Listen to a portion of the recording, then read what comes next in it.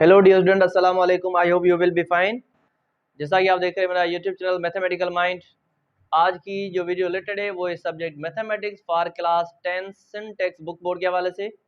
इसकी एक्सरसाइज हमने 17.1 कंप्लीट की थी। आज बात करेंगे 17.2 के ऊपर। Just question number 1।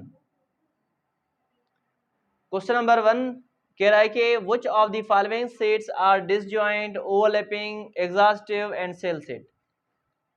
कह रहा है कि दिए गए जो नीचे आपके पास कुछ सेट दिए गए, उन सेट में से आप बताएं कि कौन से इसमें से ये जो पेयर गिवन है सेट ए और सेट बी का फर्स्ट पार्ट में, क्या ये आपस में डिसजॉइंट है, क्या वो ओवरलैपिंग है, क्या वो एग्जॉस्टिव है, क्या वो सेल सेट है। तो मीन्स कहने का मकसद कि आपको 5 पार्ट दिए गए हैं, आपको जस्ट ये बताना है कि भाई कौन से डिसजॉइंट है, कौन से ओवरलैपिंग, कौन से एग्जॉस्टिव और कौन से सेल सेट।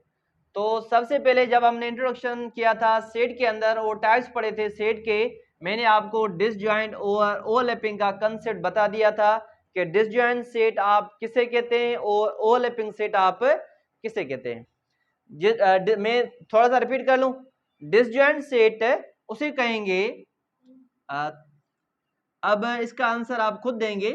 जब मैं आपको ये अच्छी तरीके से समझाया तो आप डिसजॉइंट सेट खुद बताएंगे और ओवरलैपिंग भी खुद बताएंगे। तो डिसजॉइंट सेट का मकसद क्या है? डिसजॉइंट सेट, दो सेट हमारे पास गिवन है, सेट ए और सेट बी।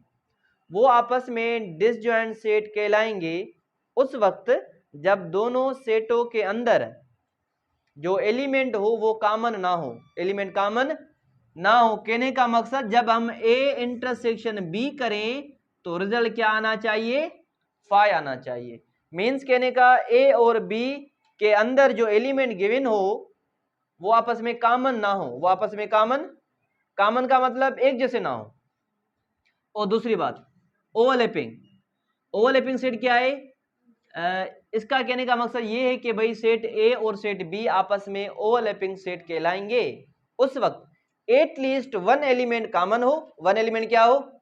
कॉमन हो, और कोई भी सेट किसी और का सबसेट नहीं होना चाहिए। मींस दो कंडीशन ही यहां पर ओवरलैपिंग की दो कंडीशन। एक तो मैं अगेन रिपीट करूं, एटलीस्ट वन एलिमेंट कॉमन हो और कोई भी सेट किसी का सबसेट ना हो, तो उस कंडीशन में वो ओवरलैपिंग सेट कहलाएंगे। अब बात करते हैं एग्जॉस्टिव सेट के ऊपर। एग्जॉस्टिव सेट क्या होता है? अब एग्जॉस्टिव सेट में कह रहा है कि set A and set B, set A और सेट बी क्या होने चाहिए? सबसेट होने चाहिए यूनिवर्सल सेट के। क्या होने चाहिए?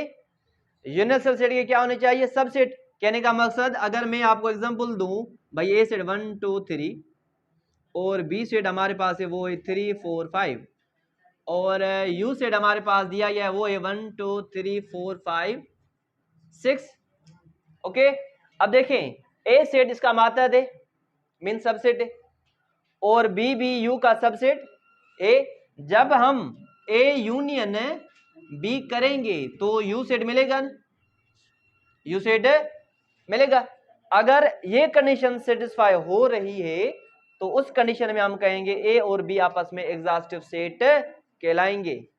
ओके, अब बात करते हैं सेल सेट के ऊपर। सेल सेट में दो कंडीशन होनी चाहिए, एक तो सेट एग्जॉस्टिव होना चाहिए और दूसरा क्या होना चाहिए? डिसजॉइंट होना चाहिए। एग्जॉस्टिव में याद कीजिए, सेल सेट में याद कीजिएगा दो कंडीशन होती है, एक तो सेट क्या होना चाहिए? एग्जॉस्टिव होना चाहिए, और क्या होना चाहिए? डिसजॉइंट भी होने चाहिए। मीन से दोनों सेटों की आप इंटरसेक्शन करें तो रिजल्ट क्या आनी चाहिए? फाई सेट आनी चाहिए। तो उस कंडीशन में, उस सिचुएशन में हम कहेंगे ए और बी आपस में सेल सेट है। अब आते हैं क्वेश्चन के ऊपर। तो सबसे पहले फर्स्ट पार्ट की बात करते हैं कि फर्स्ट पार्ट आपस में क्या है। देखें सेट ए 1 2 3 5 7 और बी सेट है हमारे पास 4 6 8 9 10। अब देखें दोनों सेटों के अंदर सबसे पहले डिसजॉइंट की बात करते हैं। डिसजॉइंट वाली कंडीशन इसमें सेटिस्फाई हो रही है। देखें कोई भी सेट आपस में कॉमन है, सेटों के अंदर एलिमेंट कॉमन है नहीं है ना, तो यहां पर डिसजॉइंट की कंडीशन सेटिस्फाई हो रही है। तो आप लिखेंगे तो हमारा फर्स्ट पार्ट जो है वो क्या है, डिसजॉइंट सेट कहलाएगा। क्या कहलाएगा, डिसजॉइंट सेट। फर्स्ट पार्ट हो गया। अब बात करते हैं सेकंड पार्ट के ऊपर। सेकंड पार्ट है भाई, ए सेट हमारे पास है 1 2 3 6 और बी हमारे पास है वो क्या है 1 2 4 8। एटलीस्ट वन एलिमेंट कॉमन होना चाहिए ना। अब देखिए इसमें कॉमन है ना, मीन्स इसमें जो ओवरलैपिंग कंडीशन है वो सेटिस्फाई हो रही है। देखिए डिसजॉइंट तो नहीं है, क्यों, क्योंकि दोनों सेटों के अंदर है 1, इसमें भी 1 कॉमन है। डिसजॉइंट का मतलब क्या था कि कॉमन नहीं होने चाहिए ना, तो इसमें ओवरलैपिंग कंडीशन सेटिस्फाई हो रही है। तो आप लिखेंगे सेकंड पार्ट क्या है हमारे पास, ओवरलैपिंग सेट। ये हमारे पास ओवरलैपिंग सेट। अब आइए बात करते हैं थर्ड के ऊपर। थर्ड पार्ट क्या कहलाएगा, देखें थर्ड पार्ट कह रहा है कि एक set E for even set and O for odd set, O for odd set, और यूनिवर्सल सेट क्या दिया गया है, जेड।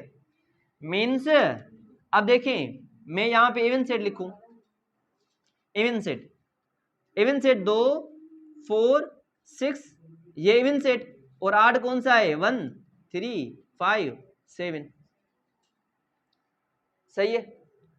अब देखें क्या ये आपस में इस सेट के अंदर कौन सी कंडीशन सेटिस्फाई हो रही है। अपना जो u है वो इक्वल है किसके साथ, z, z फॉर इंटीजर, वो कौन सा 0 plus minus 1 plus minus 2 plus minus 3।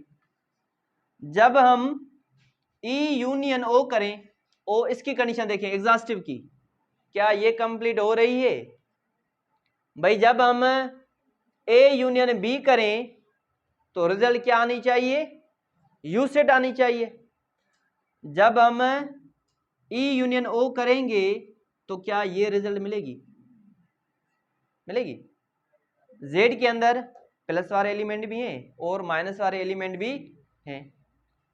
जब हम E यूनियन O करेंगे, E यूनियन O करेंगे तो रिजल्ट आएगी क्या 1 2 3 4 5 6, ये रिजल्ट आएगी। क्या ये इसमें मौजूद है, यूनिवर्सल सेट में मौजूद है नहीं ये। अच्छा जी, ये तो कंडीशन किसकी थी, एग्जॉस्टिव की। देखें सेल सेट की कंडीशन सेटिस्फाई हो रही है, सेल सेट की। सेल सेट में क्या है कि आप जब ए यूनियन ये दो यूनियन करें तो यू सेट मिले, और इंटरसेक्शन करें तो 5 मिले। इसमें दो कंडीशन सेटिस्फाई हो रही हैं। जब हम ई यूनियन ओ करते हैं तो यू सेट मिलता है, और जब हम ई इंटरसेक्शन ओ करते हैं तो क्या मिलता है 5 सेट, 5 सेट मिलेगा ना। इंटरसेक्शन करेंगे तो, क्योंकि इंटरसेक्शन मतलब क्या होता है, दोनों सेटों के अंदर एलिमेंट एक जैसे होने चाहिए। जब हम ई इंटरसेक्शन ओ करेंगे तो 5 आएगा। कहने का मकसद ये जो हमारा थर्ड पार्ट है उसमें एग्जॉस्टिव की कंडीशन सेटिस्फाई नहीं हो रही। कौन सी कंडीशन सेटिस्फाई हो रही है, सेल की कंडीशन। किसकी कंडीशन, सेल की।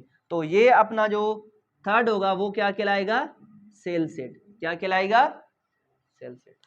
अब उसी तरह क्वेश्चन नंबर 4 और क्वेश्चन नंबर 5 आप खुद करेंगे, बिल्कुल इसी तरह होंगे जिस तरह मैंने बताया है। ये आप डेफिनेशन आगे रखकर आप डिसाइड करेंगे कि 4 और 5 कौन से सेट कहलाएंगे, क्या ये एग्जॉस्टिव है, क्या ये डिसजॉइंट है, क्या ये ओवरलैपिंग है। अगर समझ ना आए तो मुझे कमेंट बॉक्स में पूछ सकते हैं। Thanks for watching this video.